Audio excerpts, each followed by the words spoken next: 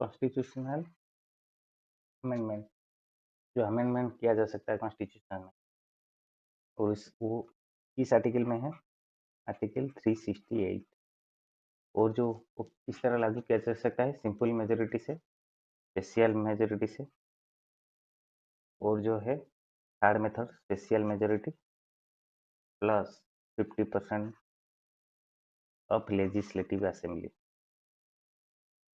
ये तीन तरीके से, सिंपल मेजोरिटी तो 50% से ज़्यादा होना चाहिए, स्पेशल मेजोरिटी 2/3, और जो बाकी है स्पेशल मेजोरिटी 2/3 प्लस 50% उसी स्टेट का लेजिस्लेटिव असेंबली से। ये तीन तरीके से हो सकता है कॉन्स्टिट्यूशनल अमेंडमेंट, और डिपेंड करता है वो किस टाइप के ऊपर अमेंडमेंट किया जा रहा है। लेकिन हमारा जो प्रियम्बल है उसको एक ही बार वंस किया गया है 42nd अमेंडमेंट। और जो बाकी है, मतलब हमारा फंडामेंटल राइट्स को अमेंडमेंट किया जा सकता है, लेकिन उसका बेसिक स्ट्रक्चर चेंज नहीं किया जा सकता। ये सुप्रीम कोर्ट का मतलब ये है, सुप्रीम कोर्ट का ऑर्डर है कि बेसिक स्ट्रक्चर तो चेंज नहीं किया जा सकता, लेकिन अमेंड किया जा सकता है। ये इसके अंडर आता है 368 के अंदर। कितना इम्पोर्टेंट अमेंडमेंट हुआ है, कितना इम्पोर्टेंट अमेंडमेंट हुआ है, वो सब डिस्कशन करेंगे। 3 स्टार में करेंगे। पहले हम डिस्कस करेंगे 3 स्टार वाला, जो बहुत ही ज़्यादा इम्पोर्टेंट है। इसमें आता है पहला जो आता है वो है 42nd अमेंडमेंट। 42nd वो हुआ था 1976 में, और इसमें बहुत सारे चेंज किया गया था, इसीलिए उसको मिनी कॉन्स्टिट्यूशन भी कहा जाता है। में जो पहला जो 3 वर्ड ऐड किया गया था प्रियम्बल में, वो क्या क्या था? सोशलिस्ट, सेकुलर और इंटीग्रिटी। फ्रेंच से आया था ये तीनों वर्ड।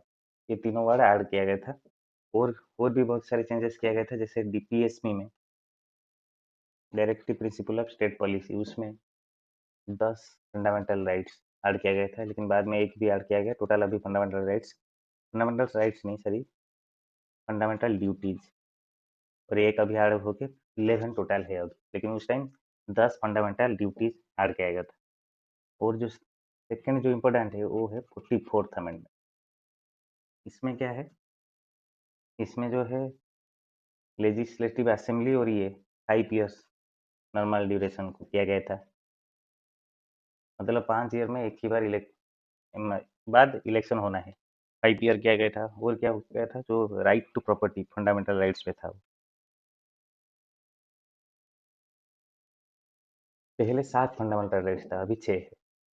राइट टू प्रॉपर्टी को डिलीट किया गया और इसको लीगल राइट्स में डाला गया। और कौन से आर्टिकल है अभी? 300A में, शायद 300 में ऐड किया गया। पार्ट 3 में उस मतलब डिलीट किया गया। और इंटरनल इमरजेंसी में भी बहुत सारे चेंज किया गया। और कौन से ईयर में था?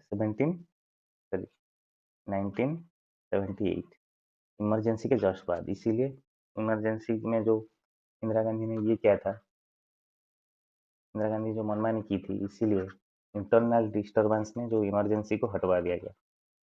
इंटरनल डिस्टर्बेंस में आप नहीं लगा सकते, सिर्फ आर्म रिवोल्ट तभी इमरजेंसी लगा सकते हैं, नहीं तो वार टाइम में। इतने सारे चेंजेस 44th अमेंडमेंट में किया गया। मेन चीज़ है कि राइट टू प्रॉपर्टी ऐड किया गया, और इसमें 3 वार्ड सोशलिस्ट और फंडामेंटल ड्यूटीज ऐड किया गया डीपीएसपी में। ये दोनों बहुत ज़्यादा इंपॉर्टेंट है। और जो इम्पोर्टेंट है उसमें क्या है? उसमें है 61st अमेंडमेंट। उसमें क्या हुआ था? वोटिंग एज 18 से लेकर 21 था पहले, उसको 18 किया गया। ये सबसे इम्पोर्टेंट है। और जो बाकी है 86th अमेंडमेंट, वोटिंग। 61st याद रखना, वोटिंग 21 से लेकर उसे 18 किया गया और 86 राइट टू एजुकेशन लाया गया। राइट टू एजुकेशन, और इसमें क्या कहा गया, इंसर्ट किया गया 21A में आर्टिकल, मतलब फंडामेंटल राइट में इंक्लूड किया गया उसे। और इसमें कहा गया कि 6 to 14 एज ग्रुप के सभी का कंपलसरी एजुकेशन कंपलसरी किया गया। वो हुआ था 86 अमेंडमेंट। वो कब आया था? 2003 में। और 61st जो अमेंडमेंट आया था वो कब आया था? 1989 में। यहाँ से ही सर्व शिक्षा अभियान जो अटल अटल बिहारी वाजपेयी के टाइम में आया था। तो और जो इम्पोर्टेंट है वो अभी के जो 3 है, 101 वो किसके ऊपर है? याद रखना, जीएसटी के ऊपर। 102 वो भी बहुत ज़्यादा इम्पोर्टेंट है, वो है एनसीबीसी को, national commission for backward classes, उसको ये दिया गया, कॉन्स्टिट्यूशनल राइट्स दिया गया, कॉन्स्टिट्यूशनल स्टेटस दिया गया, मतलब उसका कॉन्स्टिट्यूशन का एक बॉडी है एनसीबीसी अभी। और 103 है जो EWS quota 10% to general category, 103। ये तीनों इतने सारे जो है वो पूरा 3 स्टार क्वेश्चन है, मतलब ये इसमें से क्वेश्चन आनी ही है। और अभी हम देखेंगे 2 स्टार वाला। ये जो 2 स्टार वाला है वो इम्पोर्टेंट ज़्यादा नहीं है, लेकिन फिर भी क्वेश्चन आ सकता है। तो पहले देखते हैं, पहले जो हुआ था 7th अमेंडमेंट। 7th अमेंडमेंट में क्या हुआ था? जो रीऑर्गेनाइजेशन स्टेट हुआ था लिंग्विस्टिक बेसिस में, वो हुआ था 1956 में, लिंग्विस्टिक बेसिस में। और इसीलिए फर्स्ट और फोर्थ शेड्यूल में चेंजेस किया गया था, क्योंकि स्टेट के बारे में था, इसलिए 1976 reorganisation of state linguistic basis पे हुआ था, अब स्टेट्स। और जो बाकी हुआ था 10th अमेंडमेंट में। 10th अमेंडमेंट आया था कब? 1961 में। उसमें दादरा नगर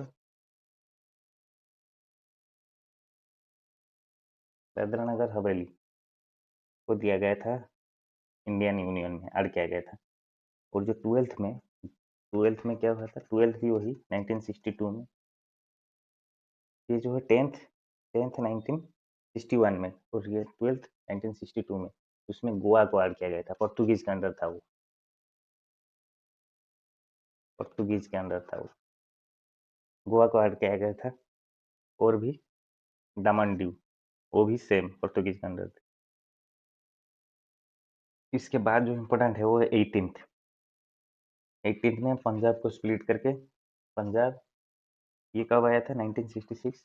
पंजाब प्लस हरियाणा प्लस चंडीगढ़, ये यूनियन टेरिटरी भी है चंडीगढ़ को, ये तीनों क्या क्या था। और भी जो इम्पोर्टेंट है उसमें है 36, वो आया था कब? 1975 में, ये सिक्किम आया था इसमें। और जो इम्पोर्टेंट है 52nd, 52nd कहा नहीं, लेकिन ये बहुत ही ज़्यादा इम्पोर्टेंट है, ये थ्री स्टार में आएगा। डिस्क्वालिफिकेशन आर किया गया था, डिस्क्वालिफिकेशन अंडर डिफेक्शन, मतलब पार्टी चेंज करने से ये चल जाएगा, मतलब आपका जो एमएलए या एमपी सीट है वो उसको आपको ये करना, त्याग करना पड़ेगा। ये हुआ था कि सेकेंड अमेंडमेंट एक्ट में, ये बहुत ही ज़्यादा इम्पोर्टेंट है और इसको 10th शेड्यूल में ऐड किया गया। जब इनिशियल हुआ था हमारा सिर्फ 8 ही शेड्यूल थे, अभी 12 हो गए हैं, और ये इसमें से 10th शेड्यूल था। और जो इम्पोर्टेंट है 73rd 74th, ये दोनों भी 3 स्टार में आएगा, 73rd और 74th।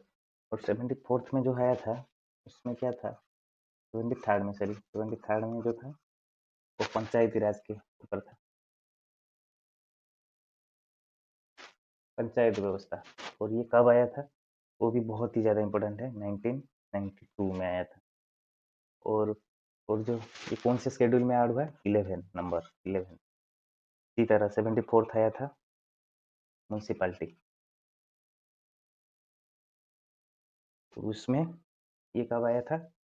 वही 1992 12 शेड्यूल में है वो। और भी जो इम्पोर्टेंट है उसमें उसमें है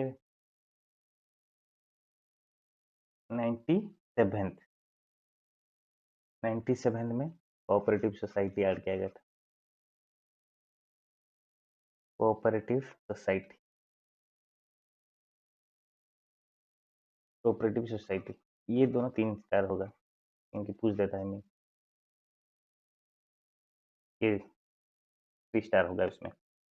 तो इतना था मतलब 2 स्टार वाला। अभी हम 3 स्टार वाला देखेंगे। ये आया था कब, याद रख लेना, 2011 में। कोऑपरेटिव सोसाइटी पार्ट एक्स आई बी में ऐड किया गया था उसे, और आर्टिकल 19 में, आर्टिकल 43 बी में इंसर्ट किया गया था। अभी हमें सिंगल स्टार वाला देखेंगे। उसमें क्या है, उसमें इतना ज़्यादा इम्पोर्टेंट नहीं है, फिर भी माइंड में रहना चाहिए। थर्ड में तो कंकरेंट लिस्ट में ऐड किया गया 33 नया जो सब्जेक्ट है कंकरेंट लिस्ट में, और 7 शेड्यूल हुआ है उसके लिए। कंकरेंट लिस्ट कौन से शेड्यूल में है? कंकरेंट लिस्ट मतलब ये स्टेट लिस्ट और यूनियन लिस्ट दोनों का है। तो उसमें ऐड किया गया था वो 7 शेड्यूल में 33 नया जो सब्जेक्ट है। और जो इम्पोर्टेंट है 9th, ये कब आया था याद रखना, 1954 में। और जो 9th शेड्यूल है, 9th अमेंडमेंट है, वो आया था पाकिस्तान के साथ इंडो पाक एग्रीमेंट हुआ था। उसमें कुछ टेरिटरी एक्सचेंज हुआ था 1960। और जो 13th अमेंडमेंट हुआ था, नागालैंड हमारा स्टेट बना था, एक स्टेट के रूप में आया था 1962 में। ईयर भी याद रखना। और जो है 18th, 18th में भी 1966 में आया था। और उसमें वो पंजाब और हरियाणा को वो बता चुका हूँ। पंजाब हरियाणा, पंजाब को रीऑर्गेनाइजेशन करके पंजाब हरियाणा और चंडीगढ़ किया था। अभी देखते हैं 21st में 1967 में आया था। और इसमें सिंधी 15th रीजनल लैंग्वेज हुआ था।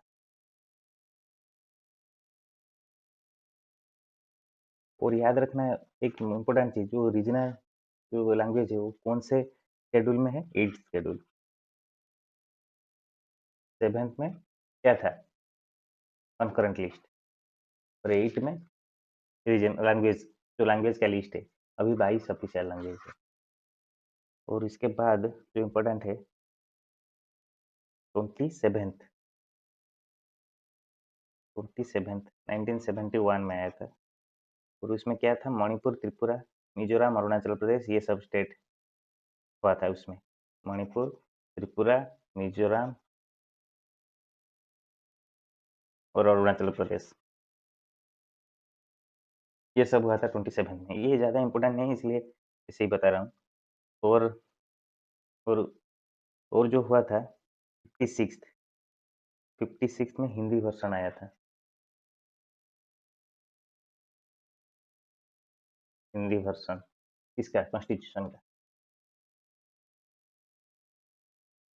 कॉन्स्टिट्यूशन का हिंदी वर्षन आया था। और यहीं से जो 84th अमेंडमेंट, उसमें क्या, 84th में फ्रीज कर दिया गया था किसको? नंबर को। जितने भी नंबर है लोकसभा और राज्यसभा का, टिल 2026। वो कब आया था? 2001 में। 25 साल, 25 ईयर्स के लिए फ्रीज किया गया था। इससे ज़्यादा नहीं किया जा सकता नंबर लोकसभा और राज्यसभा में और स्टेट असेंबली में, नंबर ऑफ रिप्रेजेंटेटिव। और जो 89th में, 89th 2 स्टार में आना चाहिए, क्योंकि SC/ST कमीशन को कॉन्स्टिट्यूशनल एक का पार्ट बना दिया गया था, SC/ST कमीशन को। और जो कि SC/ST के ऊपर जो हो रहा है उसको इसके लिए बनाया था। और जो 89th अमेंडमेंट था उसमें और भी इस आर्टिकल में ऐड किया गया था 338 में।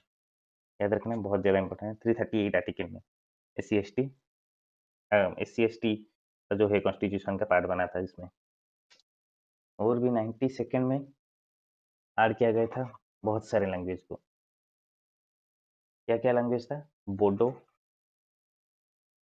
मैथिली, संताली और डोगरी को ऑफिशियल लैंग्वेज में ऐड किया गया था। इसलिए लिस्ट हमारा बन गया 22 लैंग्वेज लिस्ट। और 96, ये ज़्यादा इंपॉर्टेंट नहीं, फिर भी ओडिया को पहले ओरिया ओरिया बोलते थे, वो ओडिया बनाएंगे, ओरिया, ओडिया। और 97 जो है, 97 में तो वही सेम जो बोला था, कोऑपरेटिव सोसाइटी बनाया गया था, उस सेकेंड लिस्ट में था।